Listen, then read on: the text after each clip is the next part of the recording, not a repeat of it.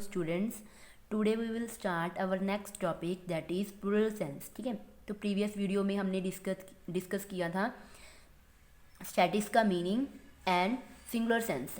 तो फर्स्ट हम डिफाइन करेंगे प्लूरल क्या होता है। प्लूरल मतलब अपने आप में ही बता रहा है कि ज़्यादा चीज़ों का कम्बिनेशन। ठीक है, तो रेफर क्या करता है, ये ग्रुप ऑफ नंबर्स जिसमें ग्रुप आएंगे, इसमें इंडिविजुअल पर्सन काउंटेबल नहीं होगा। ठीक है, for example numbers of unemployed and employed in different state of India. अलग अलग जो स्टेट्स हैं इंडिया में, ठीक है, उसमें कितने लोग अनएम्प्लॉयड हैं, कितने पर्सन रोज़गार हैं, कितने बेरोज़गार हैं, वो हमने बताना है। ठीक है, टोटल कितने हैं। Numbers of birth and death rate in different states in a country में हमने देखना कितने बर्थ रेट हमारी ज़्यादा है या डेथ रेट कितनी है, गर्ल्स की बॉयज़ की, ये सारी देखनी हमने किसमें, प्लूरल में। एक चीज़ नहीं काउंटेबल होगी, इसमें सारे नंबर्स ऑफ ग्रुप में काउंटेबल होगी, उसे क्या बोलेंगे, प्लूरल सेंस। तो फर्स्ट हम क्या डिस्कस करेंगे, features of statistics in a plural sense. Plural sense में उसकी फीचर्स क्या, उसकी विशेषता है, वो बताएंगे। फर्स्ट हमारे पास क्या है, statistics are aggregate of fact. Statistics क्या है, एग्रीगेट है। एग्रीगेट मतलब टोटल, ये नहीं है कि हमने सिर्फ एक ले लिया, ठीक है, एक का एक इंडिविजुअल पर्सन का ही इंक्लूड कर रहे हैं, वो नहीं, सारा टोटल करना है न्यूमेरिकल फिगर्स में। तो क्या है, by aggregate of facts we mean a set of figures. Figure किस में, न्यूमेरिकल फिगर्स में। For example marks obtain by an individual student in an examination. एक अकेले पर्सन ने कितने मार्क्स ऑब्टेन किए एग्जाम में। The production of firm in a year, ठीक है, कितनी ईयर में हमारी जो प्रोडक्शन हुई है वो बताना। इसेट्रा can not be define as statistics. क्यों नहीं डिफाइन किया, क्योंकि इसमें इंडिविजुअल की बात हुई थी और क्या है, हमारी जो प्रोडक्शन एक ही फर्म की बात की गई है, तो उसको हम इंक्लूड नहीं करेंगे। हमने किसको इंक्लूड करना है, एग्रीगेट को, कि टोटल इंक्लूड करना है। बिकॉज स्टैटिक्स क्या करता है, इंक्लूड सिर्फ टोटल चीज़ों को इंक्लूड करता है, उसे बोलते हैं हम aggregate of facts. Second point है, statistics are numerical expressed. Numerical मतलब क्वांटिटिव। हमने 2 टाइप्स की थी डाटा की, कौन सी की थी, क्वांटिटिव एंड क्वालिटेटिव। क्वालिटी के अकॉर्डिंग नहीं ये प्रेजेंट करता, किसको, सिर्फ ये शो करता है न्यूमेरिकल फॉर्म में स्टैटिक्स। तो क्या है, the fact will be called statistics only. हम किन फैक्ट को सिर्फ स्टैटिक्स बोलेंगे, if they are expect in a quantitative. Quantitative कौन से हैं, जो न्यूमेरिकल फिगर में है, that is in numerical form. Qualitative approach such as poor, rich, intelligence, ठीक है, या हैप्पीनेस, इमोशन, ये सब हम क्या है, काउंटर नहीं करेंगे, उसे इंक्लूड ही नहीं करेंगे स्टैटिकल डाटा में, क्योंकि हमें पता ही नहीं है कि किस फॉर्म में है वो। अब हमें क्या पता है कितना रिच है, कितना पुअर है, ठीक है। तो न्यूमेरिकल फिगर जो नहीं एक्सप्लेन कर सकता, उसे हम इंक्लूड नहीं करेंगे स्टैटिक में। तो किसको करेंगे, सिर्फ क्वांटिटिव डाटा को। लाइकवाइज कैसे, the fact of that I am tall and my friend is short. जैसे हम बात करें कि मैं ज़्यादा लॉन्ग हूँ और मेरा फ्रेंड क्या है, short, does not make any statistical data. इससे तो हमें पता नहीं चलता ना कि कितने आप बड़े हो, कितना आपका फ्रेंड। तो क्या है, however if my height is 5 feet 6 inch at that of my friend is 5 feet 1 inch। तो इसके अकॉर्डिंग तो हमें पता चलता है कितने हमारे से वो कितना कम है, 5 inch, ठीक है, 5 inch का डिफरेंस है। तो वो हम न्यूमेरिकल फॉर्म में एक्सप्रेस कर सकते हैं, बता सकते हैं। तो सिर्फ उसी फिगर्स को लेगा, उसे क्या बोलते हैं, statistics are numerical expressed. Third point है हमारा, third one, statistics should be collected in systematic manner for a pre determined purpose. Systematic मतलब सीक्वेंस के अकॉर्डिंग, कि जैसे हम A to Z लें, ठीक है, नंबर्स की काउंटिंग लें, कि हम पहले 1 लिखेंगे, फिर 2 3 4, ये सारी काउंटिंग 1 by 1, ठीक है, वो भी क्या होगा हमारा, प्री डिटरमाइन मतलब हमने पहले से ही डिटर्मिन किया हुआ है जो भी हमारा प्लान है। जैसे हम भी अपना एक टाइम टेबल बना लेते हैं कि इतने से इतना टाइम मैंने इसको देना है, इस सब्जेक्ट को, जैसे इतने से इतना टाइम मैंने बिजनेस इकोनॉमिक्स को देना है, तो इतने से इतना टाइम मैंने अकाउंट्स को देना है। तो ये क्या है, हमारा प्री डिटरमाइंड पर्पज़। यहाँ आप कोई भी ले सकते हो कि आपने कितने से कितना टाइम काम को करना है। ठीक है। तो हमारा अगर जो ये प्लान है सिस्टमेटिक के अकॉर्डिंग अगर हम इसे कलेक्ट करेंगे, ठीक है, प्रिपेयर्ड होगा, तभी हम इसे मतलब प्लान के अकॉर्डिंग अगर परफॉर्म करेंगे तभी हमें रिजल्ट अच्छे मिलेंगे। तो क्या है, डाटा कलेक्टेड इन हैपेजर्ड मैनर। हैपेजर्ड मतलब क्या है, अनप्लैंड। अगर हमारा जो हम जो कलेक्ट कर रहे हैं इंफॉर्मेशन हमारी अनप्लैंड है, हमने प्लान की हुई नहीं है, might lead to be wrong conclusion. तो इसके साथ क्या है, हमारा कंक्लूजन क्या होगा, रॉन्ग होगा।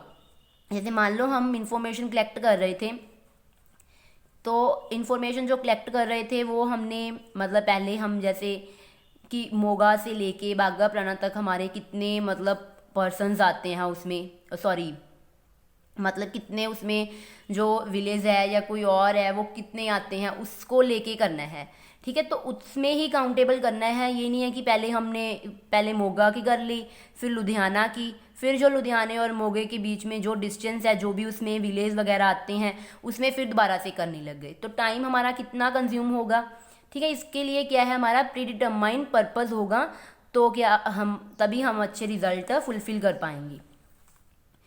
तो क्या है, for systematic collection of data the object and purpose of inquiry should be establish. तो इसे ही इस्टेब्लिश करेंगे जो हमारा मतलब प्लान्ड होगा पर्पस जो भी। Statistics are affected to a mark extent by multiplicity of causes.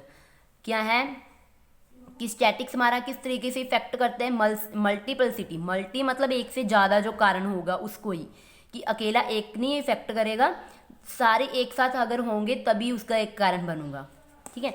तो क्या, it means that statistics are aggregate of facts which are not effected by the one factors. क्या है, एक फैक्टर से ये इफेक्ट नहीं होगा, only but by a variety of factors और सर्कमस्टेंस। काफ़ी फैक्टर्स हमें चाहिए और सर्कमस्टेंस कंडीशंस काफ़ी होनी चाहिए। जैसे फॉर इंस्टेंस मतलब एग्जाम्पल क्या है, the wheat production depend upon a large numbers of factor. तो जो हमारी जो वीट की प्रोडक्शन है वो काफ़ी एक फैक्टर से इन्फ्लुएंस नहीं होगी, एक का उस पर इफेक्ट मतलब जो प्रभाव है वो नहीं होगा, ज़्यादा फैक्टर्स होंगे, लाइक हमारे पास रेनफॉल हो गई, ठीक है, सीड फर्टिलिटी, ये सारी चीज़ें जैसे like rainfall, quality of seeds, soil, ठीक है, फर्टिलिटी, मेथड्स ऑफ कल्टीवेशन, ये सारी चीज़ों हमें क्या करेंगी, इफेक्ट करेंगी प्रोडक्शन, वीट की प्रोडक्शन को।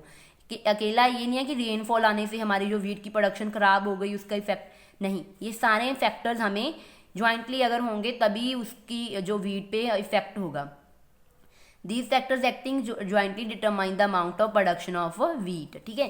दस we can say statistics data affected by the multiplicity of causes. तो इसीलिए हम बोल सकते हैं कि ये मल्टीपलिसिटी है, कि एक अकेला नहीं इसे इफेक्ट कर सकता, ज़्यादा अगर होंगे तभी भी इफेक्ट करेंगे। Statistics should be placed in relation to each other. Statistic का क्या है कि एक जगह एक दूसरे की जगह पे हमें मतलब प्लेस्ड होने चाहिए। जैसे क्या है, static should be capable of comparison and connected with each other, मतलब कंपैरिजन कर सके। जैसे हमने किया था ना कि मेरा फ्रेंड क्या है, शॉर्ट है और मैं टॉल हूँ, तो वो हमने कंपैरिजन कर लिया कि कितने इंच कितना मतलब वो लॉन्ग है या शॉर्ट है, ये सारा हमने एक कंपैरिजन किया।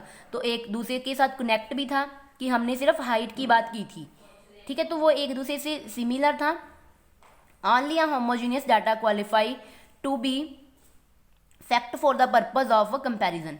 मतलब जो हमारा जो होमोजीनियस मतलब सेम टाइप, एक होता है हेट्रोजीनियस, एक होमोजीनियस। होमोजीनियस मतलब सेम टाइप का, जितने मान लो हमने सारे पर्सन्स की हाइट की बात की थी तो वो देख लिया, ठीक है।